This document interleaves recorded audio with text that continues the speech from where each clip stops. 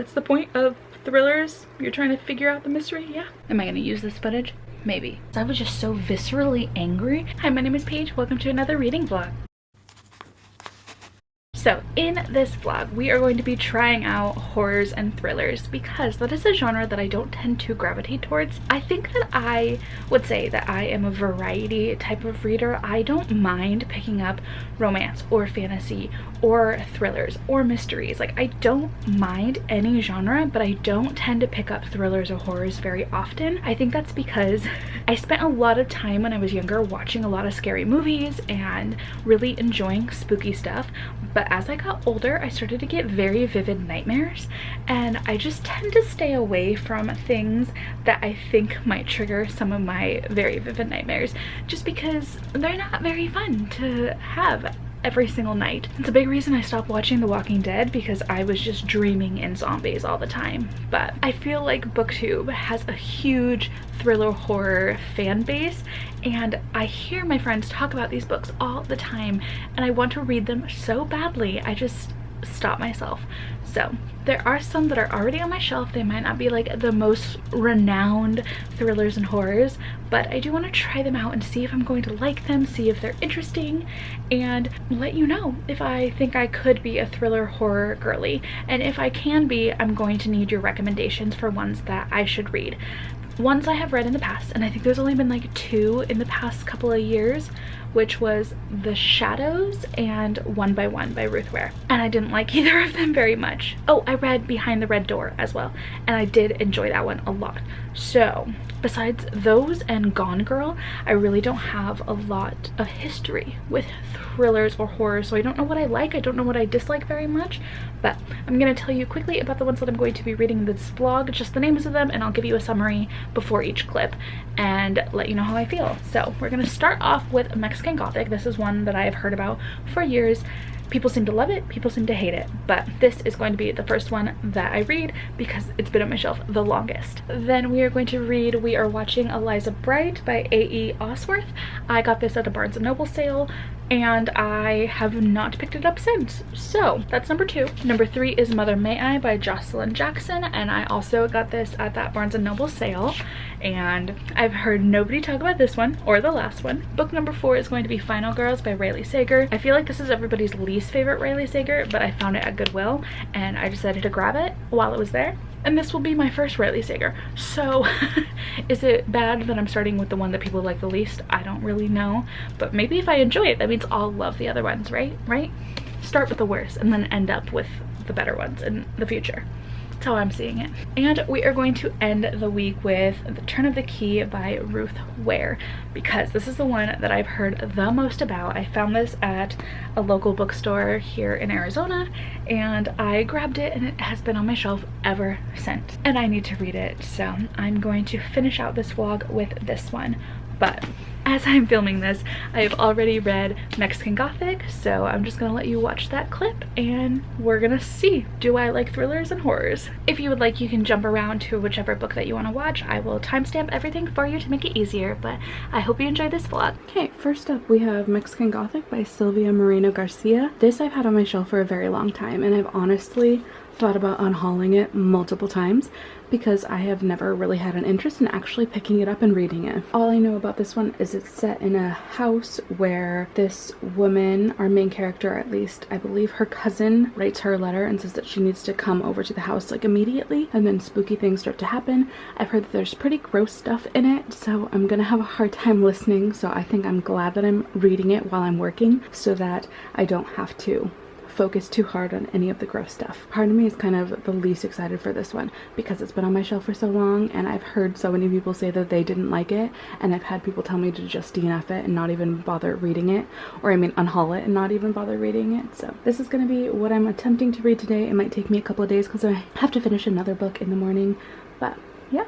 Book number 1. Let's see how this goes. Alright, I am home. I was able to read about 3 hours worth of Mexican Gothic, and I don't really have much to say. I'm not enjoying the narrator's voice very much. She just sounds very young. I don't know if that's like her trying to be a 22-year-old or whatnot, but I feel like this would do a lot better and be a little bit spookier if she sounded more mature. But what I'm understanding is that this is about a woman named Naomi, and her father asks her to go check in on her cousin, who I could not tell you where she lives, but her cousin wrote a very strange letter, and Noemi's dad sent her to go check up on her. And when she got there, her cousin's kind of like in and out of it, and everybody at this house is very strange. They have a lot of rules, and the people are just being very weird.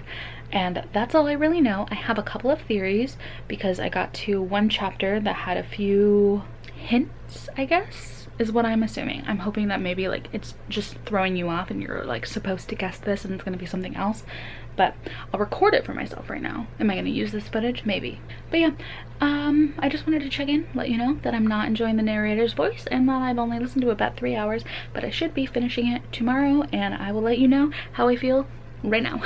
All right, I have officially finished Mexican Gothic. I finished it right around lunchtime today, and I considered going and jumping into my next book for this vlog, but I decided against it because I wanted to remember everything in this and have my thoughts based only on this book and not have the other books influence in it. So did I like this book? I think so. It wasn't terrible. I had read a couple of spoiler-free reviews before I went into this and while I was reading it as well, and a lot of people that I saw seemed to be really disappointed with the ending of this book, and I agree that this book is very weird. It just goes into a very strange place that I didn't anticipate it going into, and overall the ending was quite weird, but I didn't hate my time reading it.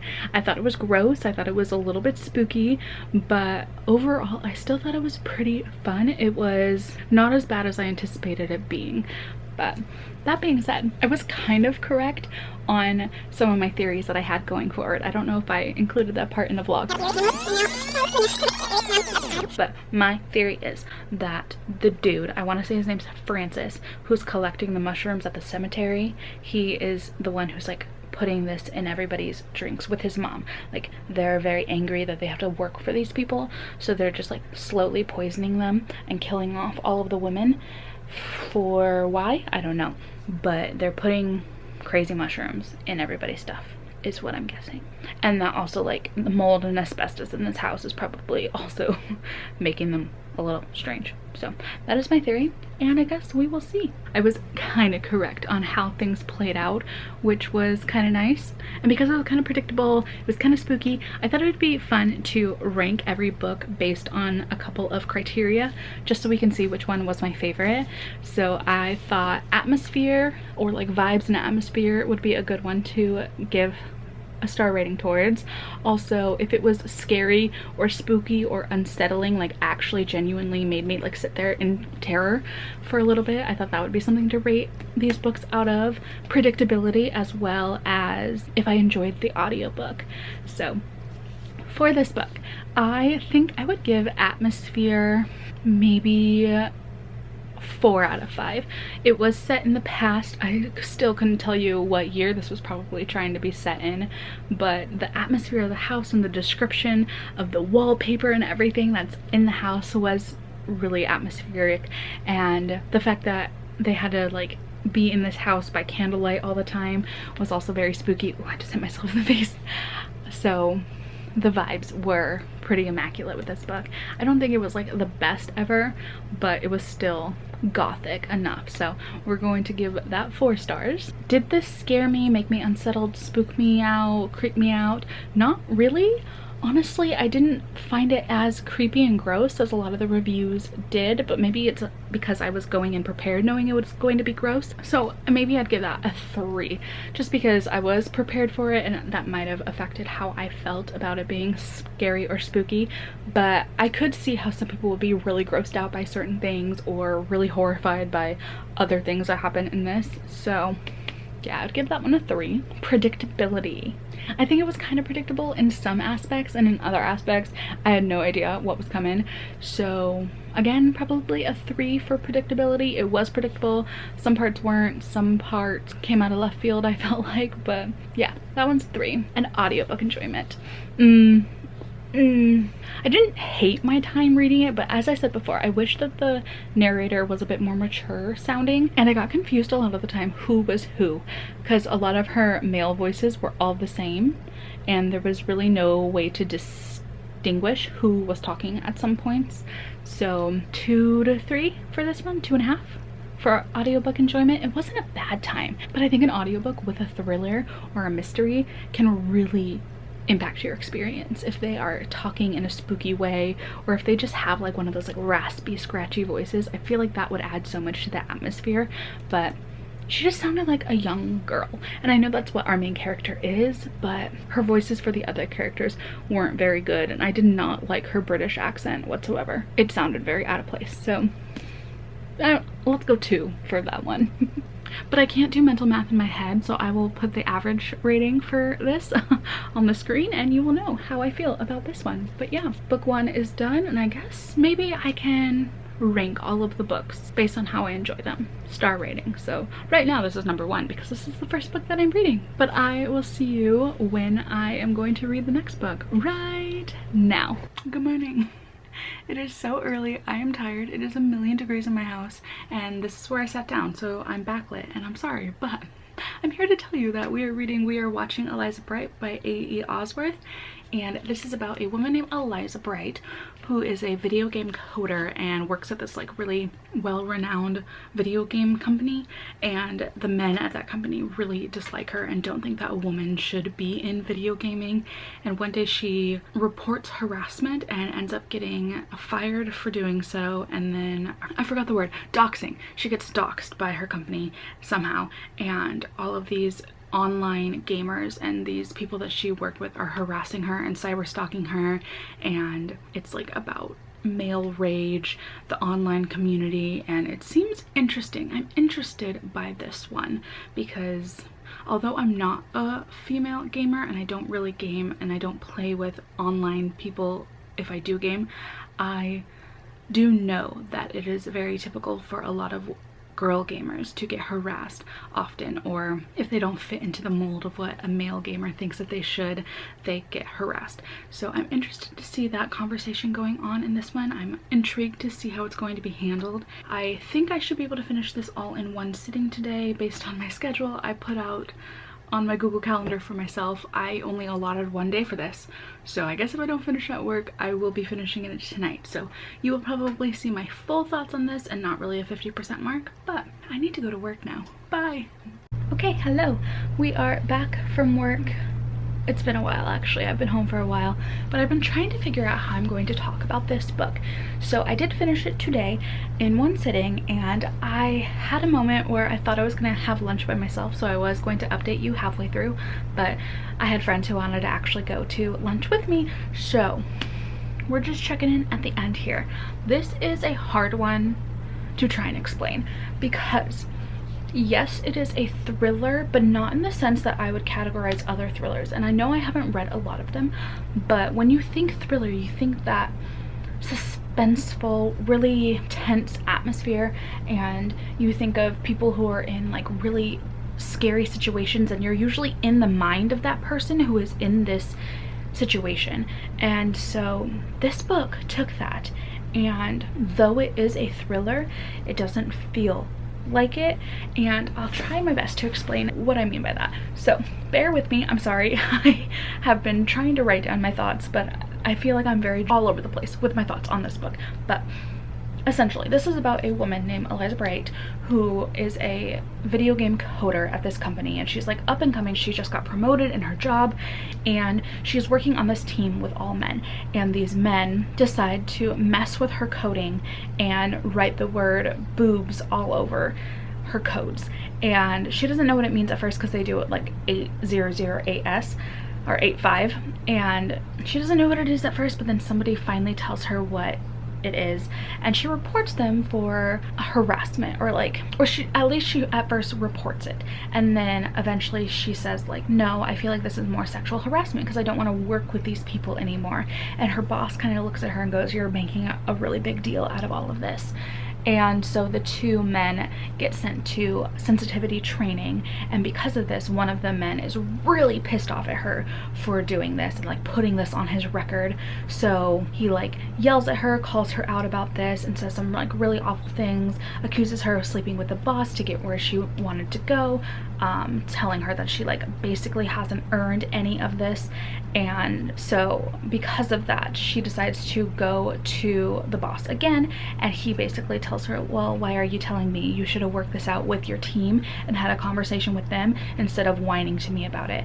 So she goes to a media outlet to let them know what's going on in this company, and because of that, the co-worker ends up doxing her, and all of these gamers who play this game don't like the bad media that's happening towards this game and start harassing her and cyber stalking her, and it's intense in that aspect. But the writing style is what makes it more frustrating than intense, because we are not getting this from Eliza's point of view.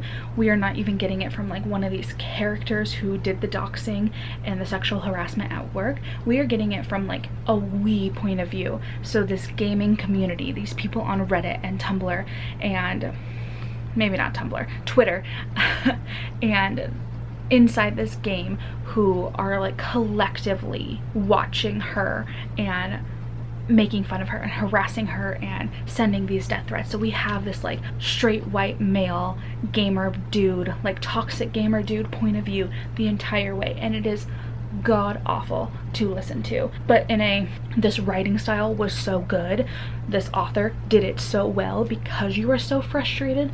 But as a female, you definitely will get triggered. If you have ever heard of another gamer girl getting made fun of, if you have ever just like been around toxic men, you will get triggered by the things that are said in this, the like language that they use with her.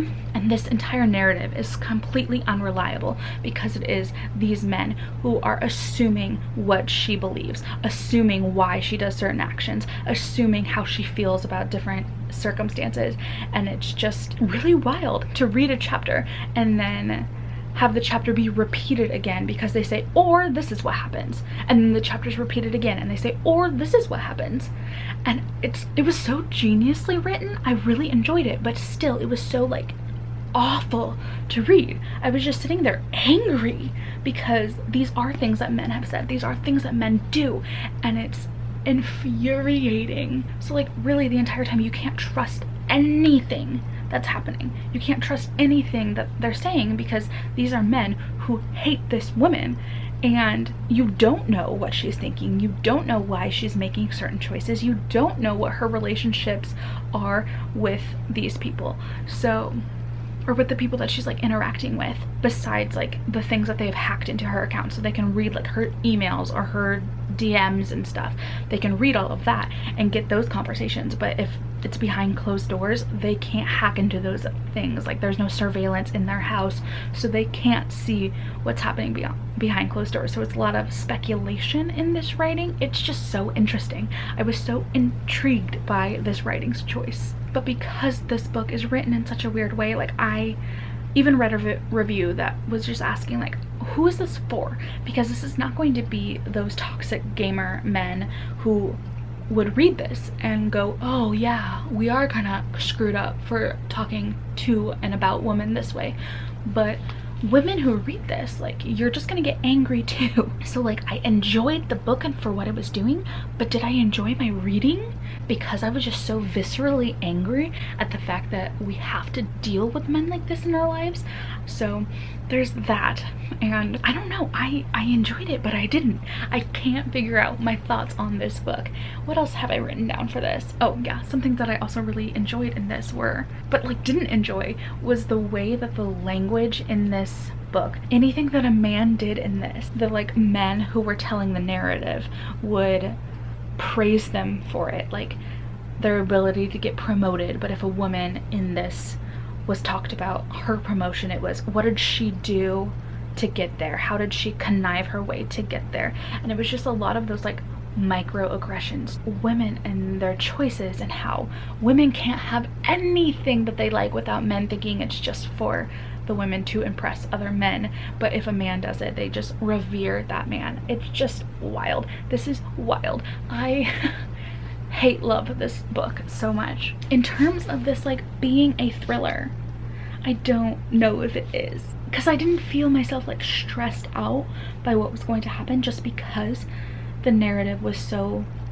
pro hurting her, pro hating her, that every intense thing that happened to her was justified by this narrator almost. So I'm just kind of like stumped on this book. I feel like I've been talking about it for so long. So let me just wrap up a few of my thoughts and give my thriller horror rating of this. So for vibes, atmosphere, we were in like a BuzzFeed type office situation, or like a Google space office situation.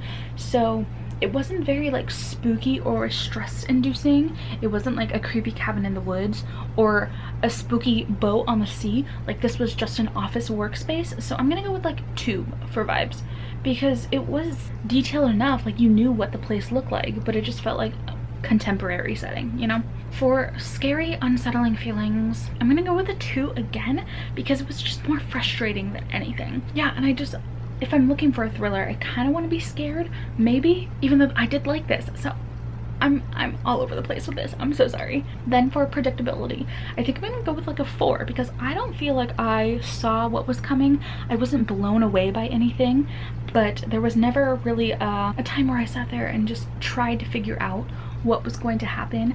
I had a feeling that I knew who it was going to be revealed to be, like her cyber stalker, but I don't know, I feel like I couldn't really fully predict what was going on, and I think I was just so enraged the entire time by the language that was being used that maybe I just forgot to try and predict anything. As for the audiobook enjoyment, I'll say a 3, because I enjoyed the narrator's voice, but this book is written with a lot of instant messaging or like chat room typing, so you would get their username every single time that he was reading it, and it was so clunky during those parts, and there were like full chapters that were written as like instant messages. So yeah, I would say a 3 for that, because I did enjoy his voice, and then there was another female narrator for a couple other point of views that we got in this. So yeah, here is my rating of this book, which I feel like is going to be below what I'm actually going to rate this book when I plug it into Cawpile. But as for this video, this is where I'm ranking this. So I believe it is going to be, if I'm doing the mental math correctly, underneath Mexican Gothic, maybe, just because it wasn't really as thriller horror as I was hoping this video would be. So I liked it, but I hated it. I wouldn't recommend it unless you just want to be angry. But yeah, we are going to move on from this. This clip is going to be so long. I'm sorry, I've been talking for 12 years. But tomorrow is a new day and a new book, and I'm going to let you know all about that one right now. Okay, I am throwing my lunch together very quickly. It's just going to be a bagel sandwich, but I need to tell you about the book that I'm going to be reading today, which is Mother May I by Joselyn Jackson. And I bought this book kind of on a whim when I was at the bookstore one day. I just thought it sounded really interesting because it sounds like the plot of The Chain. So what I understand from Mother May I is that there's a mother whose daughter goes missing, and she gets a phone call or something that says that she has to do something pretty awful to get her daughter back, which sounds a lot like The Chain, where I know that it's a mother whose child is kidnapped. She gets a call from another mother that says that she must kidnap another child to get her child back. But when I looked on Goodreads, somebody asked if Mother May I is the same plot as The Chain, and somebody said that no, it's very, very different. And I wanted to read it when I read The Chain as well, just to see how similar they are, but I never ended up buying The Chain. So this is the one that we're going to be reading. I feel like this is going to be finally touching that like spooky, suspenseful, tense zone that I've been looking for with these books. But I'm excited for this one. It should also take me about a day. I have it on my library app, so I'm excited to get to it. I can read it quite fast, and I hope that I'm scared. I hope that I'm stressed out. Yeah, I guess I'm gonna check in with you at the end of the day. I need to finish making my lunch, and go to work. Okay, I'm gonna just check in real quick and tell you that I have not finished the book yet today. I was given a different assignment than I usually am at work because a lot of people are out sick. So I was in a different room with people who were kind of distracting me quite a lot, even though I asked if I could just focus on reading today, but it is what it is. It happened. I got through the day, but I did not get through the book yet. I think I still have about, it says 4.5 hours. I'm listening at like 1.7 speed, but when I get home and get the book, I can up it to 2 hours or 2 times speed. So it'll take me about 2 hours to finish. But so far, I'll just say that it is much more suspenseful than the other 2 books. And I will leave it at that because I will update with all of my thoughts right now. All right, it is 10:50 at night and I need to tell you how I feel about Mother May I. Where do I begin? The first half was getting me. It follows a young mother, or I don't know if she's necessarily young, but she's a mother of 3. And one day when she's at her daughter's theater rehearsal, her baby son gets kidnapped right underneath her. And she gets a phone call that basically says, don't tell anybody, go home, and I will let you know where your son is. So she goes home and this old woman calls her and tells her that she has to go to a party and roofie a man and then leave immediately, and then she'll find out where her son is. So she follows the directions, goes to the party, roofies the man, and the man ends up being killed. So it goes from there where she has to try and figure out the best case of how she can get her son back, because she realizes that this lady probably isn't going to give her son back. And the beginning, like I said, was great. I had a really fun time. I was stressed out. I wanted to know why this woman would do this, and it was super creepy because this lady is supposed to be like old and dying, and she had at the very beginning been inside their house, and our main character had thought she saw her, but then the old lady had disappeared, so she just like thought she was having a nightmare about a witch. So the imagery of like this older run-down woman stealing this baby and calling her on the phone and giving her directions was really spooky. But the last half of the book was so boring. We basically find out what happened, why it happened at the 2/3 mark, and then from there we are like following as they finish off all of the aftermath of everything that happened too. And it just took a very strange turn. There was a weird conversation towards the end about sexual assault, and I don't know, it felt very strange. I was just let down by the ending. So for my overall rating, let's see. Vibes and atmosphere, I felt like it was pretty spooky just with like this older woman, and it just felt darker than at least like Eliza Bright yesterday that I was reading. But I think I would give this a 3 for vibes. For like spooky, unsettling feelings, I was unsettled towards the beginning, and then there's another thing that happens in this book that is really hard to read, and so I feel like that was really unsettling too. So I think I'm gonna go a 4 for that feeling that I got from it. Predictability, like a 1. I feel like you can predict everything that happened. Everything's like really spelled out for you. It's easy to guess what happened, why it happened, who did what, why they did what they did. So yeah, it wasn't great on that aspect. Then for audiobook, the author, I believe, is the one who narrated this, and I didn't like her voice. I didn't enjoy it, but I feel like because it was the author who narrated it, you got the tone of how she meant things to go, and you got to hear the characters' voices as she imagined them. But I just didn't like her voice very much. It was kind of nasally and annoying, so I'm gonna go with a 2 on that. And you know, if I had the forethought to write down all of my other ratings, I would know where this ranked, but you will see on the screen right now where this is ranking so far in the week. I feel like it might be second to last. Am I wrong? I'll find out when you find out. But I need to go to bed and I need to read another book tomorrow, so I will see you bright and early in the morning letting you know what I am reading. Good night. Okay, I forgot my camera at home, so we're doing a quick phone update, and I am late for work, so it's gotta be fast.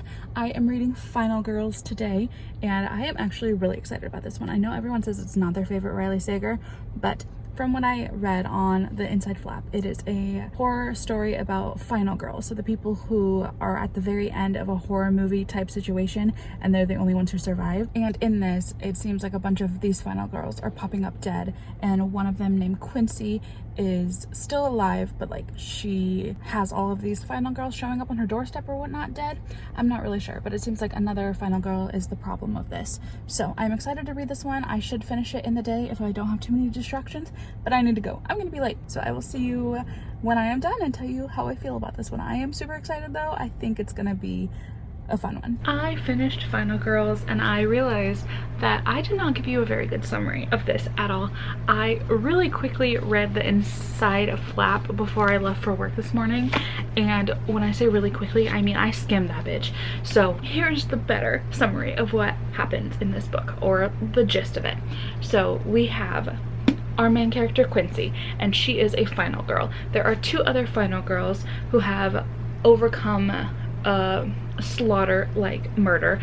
So we have Lisa and there is Sam, and Quincy early on in the book finds out that Lisa is dead, and it looks like Lisa has taken her life by suicide. And then Sam shows up on her doorstep, not dead. I thought that there were more final girls in this book than there were. There's only 3. I thought there were more, but Sam shows up after Lisa's death and just seems a little odd. There's something very strange about Sam. Like, Quincy does not feel like she can fully trust her. She feels like Sam is lying to her about something, but she can't figure out what. Eventually, Lisa's death turns out to not be of her own doing. So that is basically what it is about, and I had a really fun time. For this being my first Riley Sager book, I enjoyed it. I am not mad at it. I was very invested in it, more so than the other books that I have read this week. I don't know what more to say than I just had a really fun time with it, and I'm definitely going to be adding a bunch of his books to my wish list because I liked the writing style. I never felt like I could figure out what was going on. I thought it was well done.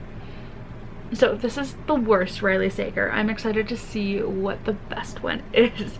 But I'm just gonna give my overall rating and move on to our final book. So for the vibes and atmosphere, this felt like watching a TV show. There's not a lot of graphic things that happen in the book overall. There's a few flashbacks to what happens with Quincy's stories. There's like a recounting of what happened with Sam's story, and I don't know if we got a recounting of Lisa's story. There are those like slasher story elements in it, but it's not very heavy throughout it all. So the vibes of like it feeling like a scary book, maybe like a 3, because you get those recountings and you do get like Quincy's point of view of her own situation.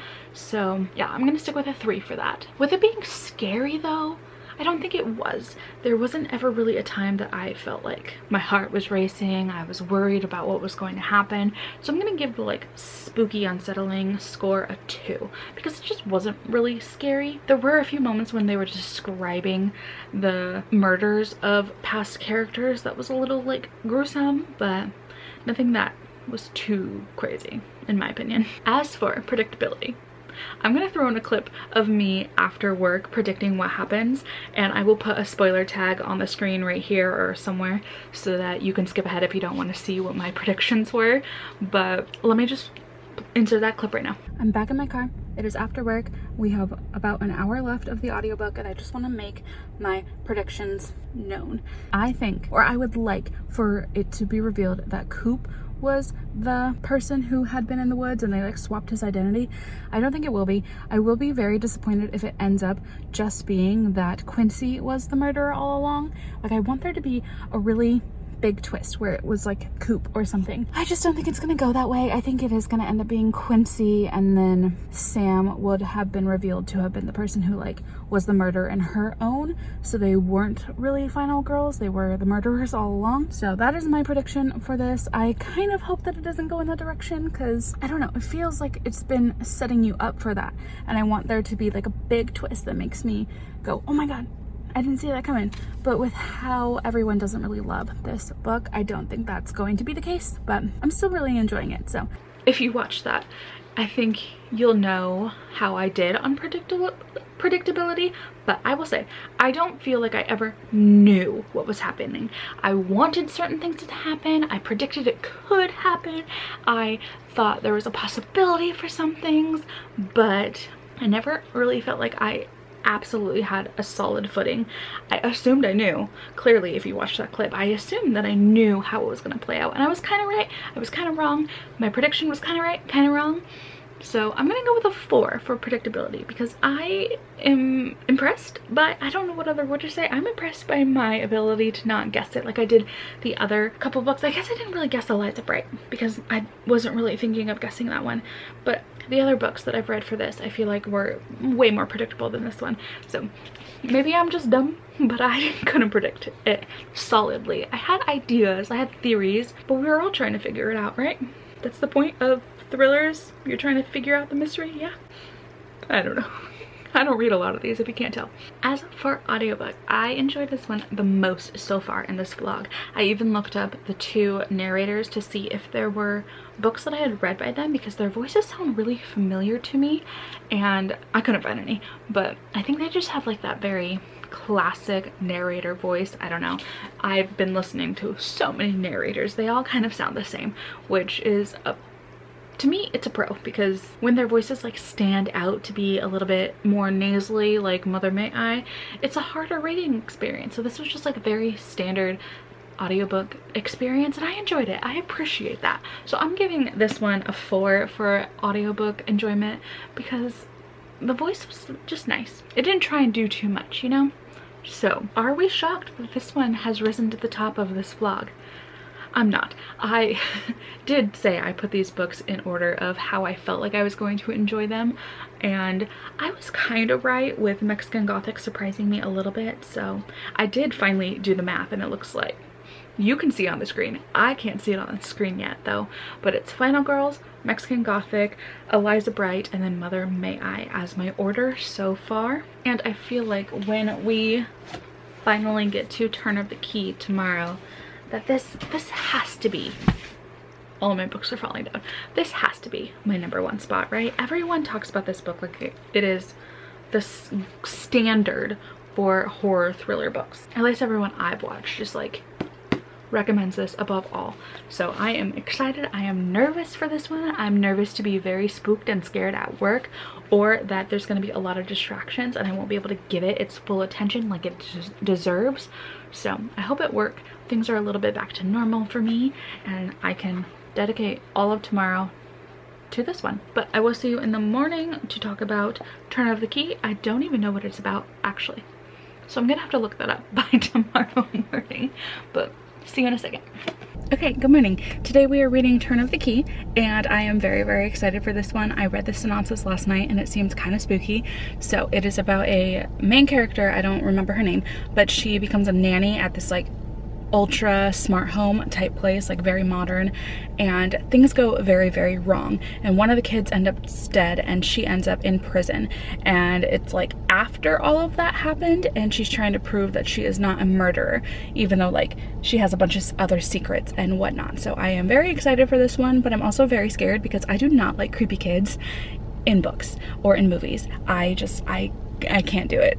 So I hope that the kids aren't super creepy, but I'm excited. I hope there aren't a lot of distractions today and I can just listen to the book all day long and just be really enveloped in the story. So I'm excited. I need to drive to work now, and I will check in wherever I get after work and then when I finish. All right, see you in a second. You guys, this book was so good. I loved this so much, and it was really cloudy and a little bit rainy today, so the atmosphere at work was just like dark and spooky, and it felt like it was closer to nighttime than it was midday, and I was so invested in this book from start to finish. This definitely has like everything in it that I hope to get out of a thriller. It's creepy, it has a narrator that you can't fully trust. Like, you know that there's secrets that are being kept from you during the whole time that she's recounting the story. There's creepy things happening all around her and you're just not sure like what to believe, and I just kept coming up with ideas and trying to figure out who did what and what happened, and I had so much fun. I feel like the synopsis that I gave earlier was pretty dead on to what it is.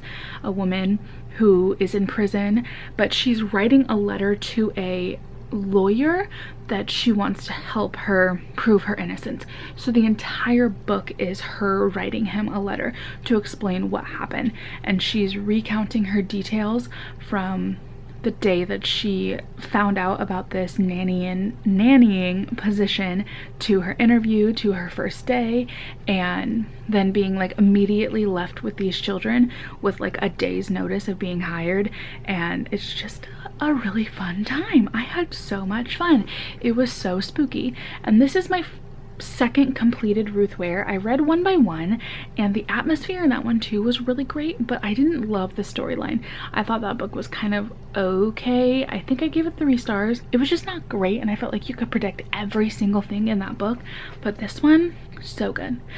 I did DNF another Ruth Ware, so I feel like I've heard that she's definitely a hit or miss author, but let me just give you my ratings for this. For vibes and atmosphere, I think the rain really helps with it, and I felt like the descriptions of everything and all of the ways that everything was worded and explained really made me feel like I was watching this as a movie.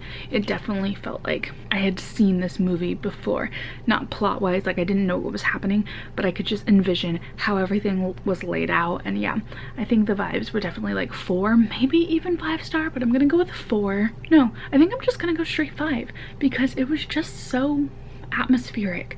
I really liked it. I really liked that part. Then we have like spooky, unsettling feelings, and it wasn't like the scariest thing, but it was definitely creepy, and I could picture myself being in that situation and how I would feel. And I felt like our main character, Rowan, was not as terrified as I probably would have been. Like, she was definitely still scared, but there was a lot of creepy stuff that happened. So I think I would give this one probably a 4. Like, it didn't scare me, but towards the end my heart started to pound a little bit because of how stressed out and unsure I felt. So yeah, it did spook me, but it mostly just stressed me out. As for predictability, I don't think I was able to really predict what was happening. I had ideas and it seemed like it was going to go down that path, but then it wasn't. So I felt like it steered us wrong a few times, and I enjoyed that. And then I know a lot of people are disappointed with the reveal because it happens very, very quickly right at the very end. Like I don't even think it would have been more than 5 pages worth of a reveal, and it wasn't like the best reveal I've ever read. But I didn't guess it. I honestly didn't guess it at all, at any point. So I would say predictability was a 4 for me because, again, I might be dumb and might not be able to pick on certain things, but there was a lot of things that I didn't guess. I think I was just too invested in the story and how much fun I was having. But audiobook, oh my goodness, this is one of my favorite audiobooks I think I've ever listened to. The narrator is Imogen Church, and her voice was just so perfect the entire time. The way that she described things and how she would make certain sound effects too, like I felt creeped out. I loved it. Her voice was so perfect for it. Her accents were so good. I loved it so much. Yeah, 5 for the audiobook because she did such a great job. I think she also narrated one by one, which I did remember enjoying the audiobook narration of that too, but this one was so good. I need to look up other audiobooks that she's done because she added, like, I feel like her voice added a big element to why I enjoyed this book so much. And I think it's safe to say that this one definitely came out on top for sure. So it's looking like Turn of the Key was my number 1. Then we had Final Girls, then we had, oh, what was it? Mexican Gothic, and then we had Eliza Bright, and finally Mother May I. And honestly, I think I would pick out another book by all of them except for maybe Joselyn Jackson. I looked up all of their other books. A.E. Osworth for Eliza Bright doesn't have any other books, so I will keep a lookout for other books that they post or publish, that's the word. Joselyn Jackson had some, but they didn't seem to be something I would be currently interested in. But I'm definitely gonna buy more Riley Sagers and Ruth Ware's because I had a really fun time reading these books. All right, did we learn anything? Maybe. I feel like I am more open to thrillers and horror stories, so give me any recommendations for ones that you think I would like based on me enjoying Turn Up the Key and Final Girls the most. I would really like to know and add them to my want to read list because that was a fun time, and I think I really just enjoyed listening to them at work because they're fast paced and you're trying to figure out what's happening, and it just really kept me entertained. So I had a fun time. This was fun. But I'm gonna end this video here. I hope that you enjoyed watching me try out more thrillers than I have before. And if you want to chat with me about books, I have my Instagram linked in the description, as well as my Discord for the Story Continue Book Club and the Fanfiction Readathon. It's all in one, but you don't have to be a part of either to join and chat with me. But I think that's all that I have for this video. I will see you in my next video. All right, bye.